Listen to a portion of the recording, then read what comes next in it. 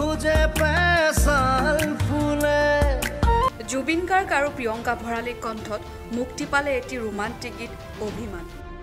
বৰ্তমান সময়ত অসমীয়া সংগীত জগতত প্ৰতিদিনে নতুন গীতৰ মুক্তি হৈ আছে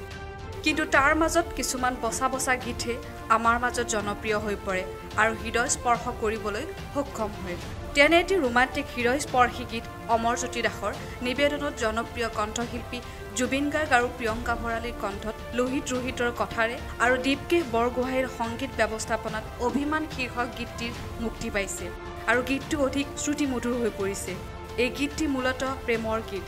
যিটো গীত শুনি আমি নিশ্চয় প্ৰেমৰ এক সুকীয়া মাদকতা অনুভৱ কৰিব পাৰোঁ ব্যস্ততাপূৰ্ণ আজিৰ সমাজত প্ৰেমৰ অলপ সোৱাদ ল'বলৈ অভিমানৰ দৰে গীতৰ প্ৰয়োজন আছে ভৱিষ্যতে এই জুটিৰ পৰা ৰোমান্টিক গীতৰ আশা কৰিছোঁ নমস্কাৰ মই প্ৰিয়ংকা ভৰালী মই আছো এতিয়া বৰ্তমান ৰাজ মিউজিকত এটা খুব সুন্দৰ গীতৰ আজি মই ডাবিং কৰিলো গীতটো জুবিন দা আৰু মই গাইছো গীতটো কথা আৰু সুৰ লোহিতদাৰ আৰু সংগীত কৰিছে দীপকেশ দাই অতি সোনকালে আপোনালোকৰ মাজলৈ আহি আছে এই সুন্দৰ গীতটো যাৰ নাম হৈছে অভিমান আশা কৰিছো সকলোৱে গীতটোক মৰমেৰে আকোৱালি ল'ব ধন্যবাদ কালচাৰেল ৰিপৰ্ট ইব্ৰাহিম